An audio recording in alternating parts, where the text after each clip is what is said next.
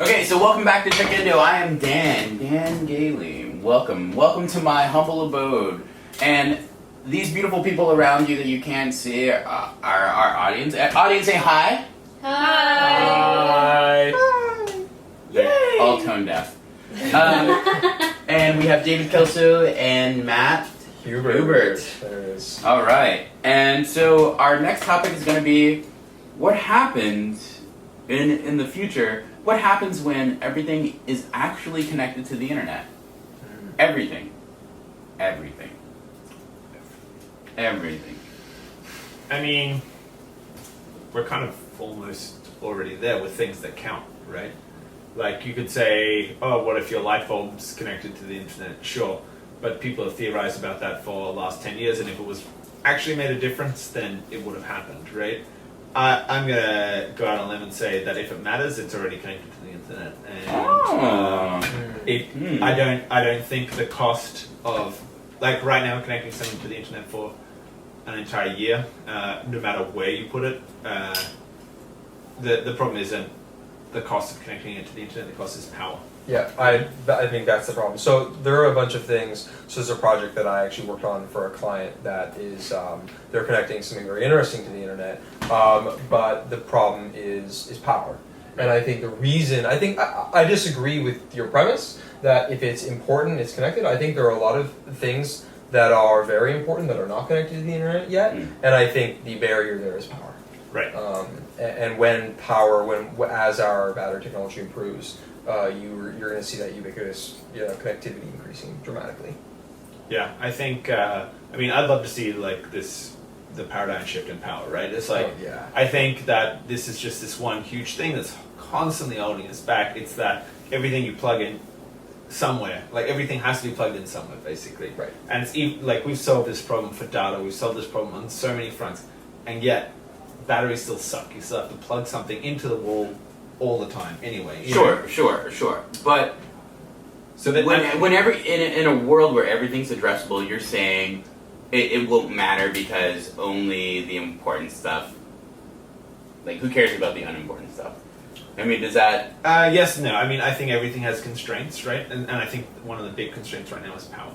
But I'm saying in a world where we have power, right? So this is assuming that there aren't constraints. Okay, so let's say, your whiteboard is plugged into the internet, Right. which in certain cases already can be. Your maths are plugged into the internet, things Yes. like that. And Everything's addressable. Everything's addressable, fair enough. Yeah. Well, I'll forget about IPv4 then. Please. No, not man. Give it, not at all. Yeah. Just give it up. I don't know. I'm looking forward to that day. I think that'll be very cool. I think the ability to. Will it be overload? Does it make sense? Will we have a system in place that makes sense of those systems for us? I mean, I think that anything that's connected right now, like, you still have that problem, right? There's a lot of data out there that we're doing nothing with, and I think if you're connecting something, right, like that, you're doing it for a reason. You're not just going to connect everything because for why, fun, right? Yeah. Some people will. I mean, a lot of companies do. A lot of companies currently do, right? So I don't think it's going to look any different how it looks right now. I think it will open up a lot of opportunities. I think the power evolution is a lot more. That's actually going to have a lot more impact than the internet connected revolution. I think we've already experienced like everything that you really want connected, you can get connected right now.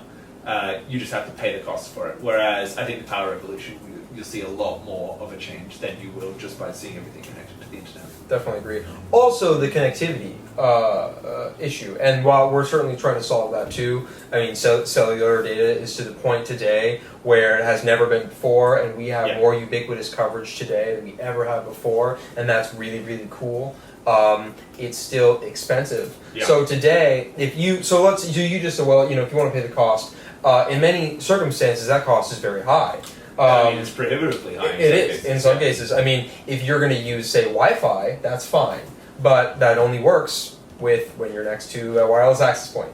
If that thing is your jacket or your bike or your cat, those sorts of things you need to. Currently, our best technology for that is cellular. Yep. And one doesn't simply. That's very expensive to do. So what if it wasn't? What if I owned a cellular character and Character. Hold on. A C. what if I owned a cellular carrier and gave everything away for free and let anyone connect to it however they wanted to? I don't think that would actually change the outcome. You just have a shitty clogged carrier. You know? Let's say he had a free carrier that also had the fattest pipes known to man. Yeah. Basically, what he's trying to say is remove all barriers. Ubiquitous internet. Ubiquitous power. Yeah. Where are we going? I don't think it would look too much different to it looks today. Right? I don't think that you would be seeing some paradigm leap. You might see more things connected for no real. Man, I feel like that answer is exactly the reason that kids would call us old. Is because we don't have that insight. I feel like our neurons are plastic that we can't even understand how the world would change. I don't know. I've spent a lot of time thinking about this. I've spent a lot of time thinking about connecting everything to the internet, and I actually do my thesis on this. That's weird. You do too many drugs. Yeah. We got something over in the corner here. Okay. So you guys actually think, for example, Google Fiber. Mm-hmm. Why do you think they exist then? They exist because That's huge amounts of bandwidth. Well, okay, so I believe that Google's reason to exist, especially or compete in that industry. Google Fiber's reason to exist. Right. To compete in that industry is because there is no competition in that industry, and anyone that comes in and innovates in any particular way will kind of just dominate, right? And Google wants to own the internet. Yeah.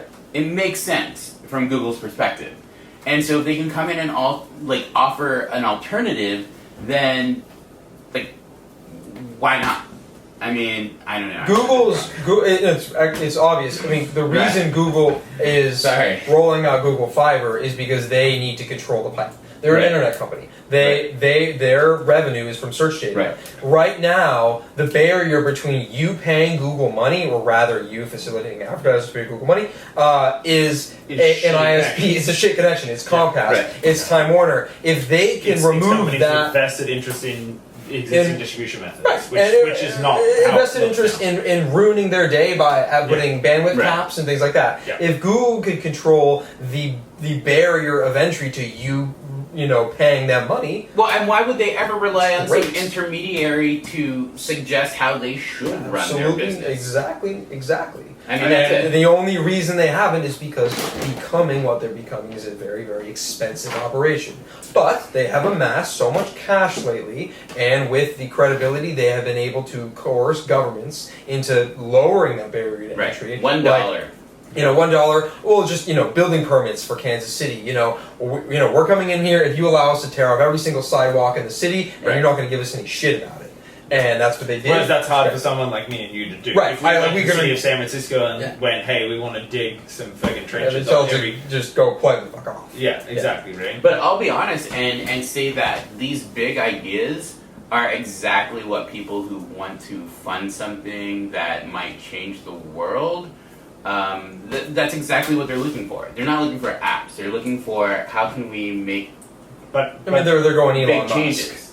Right? I mean, that's... I don't think there's any lack of people out there saying, hey, let's go, micro trench cities, let's go run fiber to everyone, let's go, whatever. Let's go asteroid mine. Yeah, I don't think there's any lack of these ideas. I mean, you like have the back. that, like backhoeing a city is equivalent to asteroid. Sure, why not? Like that's...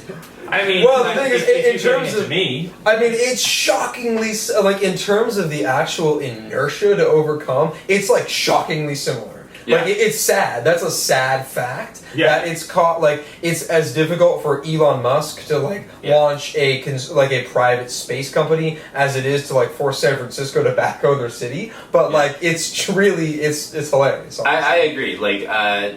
Google must have spent millions of dollars on this campaign to try to get cities involved and on board. Yeah. They literally held kind of a lottery to say if you want to be the next cool thing that Google does, let us know. Bend over backwards. Right. I mean, they held a competition, which was literally submit your proposal to Google to show how far you will bend over backwards and take it when we come in and roll over the city. And I cannot believe San Francisco did not bend over fiber because I would love fiber to my door right now. Why? I mean, Deadly. That's our mayor, right?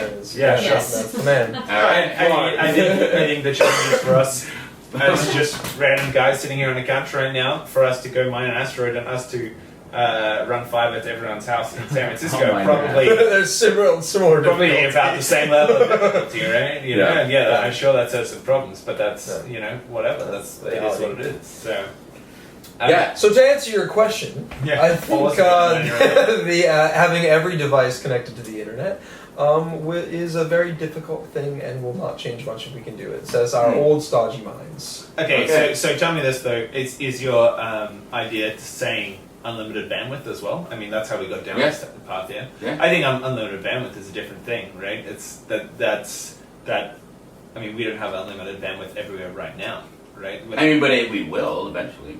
I I don't know about that. Yeah. Yeah. I mean, Really? it I think costs. that's always going to be a constraint. Yeah, so I mean, remember, it costs a lot of money to upkeep these networks. I mean, in the same, so bandwidth in certain ways is a renewable resource. But sure, I from a mean, but very this is the high exact level. same way people were thinking before, like, transistors were. Sure. So We'll need a paradigm jump before Yeah. Exactly. like wireless. We'll need like But that argument was quantum based on the communications premise that between- there is some type of change in technology. absolutely, and there could be, right? But I think right now.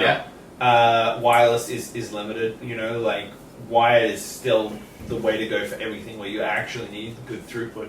I think if there is some magical, quantum leap that gives us access to unlimited bandwidth between any 2 points, I mean, that would be fucking huge because that's more than the bullshit we've been talking about in the last 10 minutes, you know, I think. Yeah. I don't know, I have to put my mind to where that kind of ends up. I think it is almost guaranteed that there will be a massive jump in connectivity. I certainly don't know what it looks like, and if I did, I wouldn't be sitting here right now. Yeah. But So that actually is a great kind of thought to leave off on. Like, what happens when our limited resources are now unlimited because you, the viewer, you kids at home have done something great and changed the world that we live in forever. And I think that's what you should be thinking about and working towards. Don't worry about... Yeah, fix my bandwidth, please. yeah, Yeah. Kids, get on that. Verizon's expensive. Jeez. So, let me talk about some stuff that I will be working on, and then you guys can plug your stuff. Yeah. And we'll go around the room and you can plug whatever you want. So I'm going to be starting a dev school every Sunday, meeting up at where I work, which is the Transamerica Pyramid.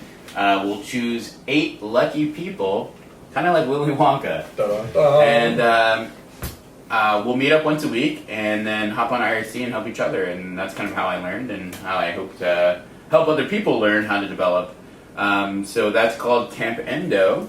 And we also have a take on hackathons, a new take, where the prizes, I guess, aren't necessarily sponsored, like you're not using someone's API or kind of being sold to, but the prizes are in Lucite cases that are controlled by some locking mechanism, and each locking mechanism has a new theme.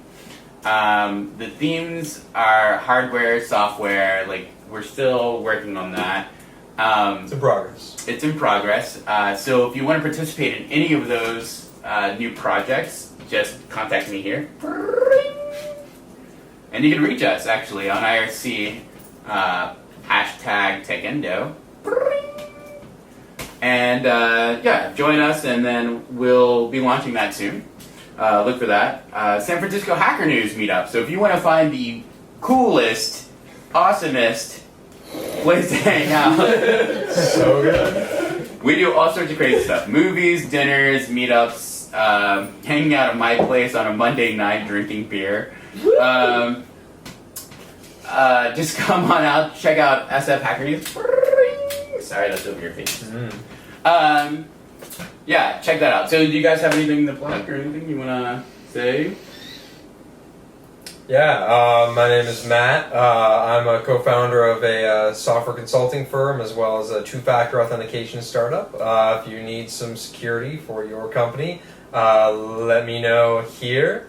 You gotta go the other way. Yeah, you gotta go. What's the matter? What if Yeah, that worked. Yeah, I saw it. Wait, you have to repeat the domain. There's nothing up there.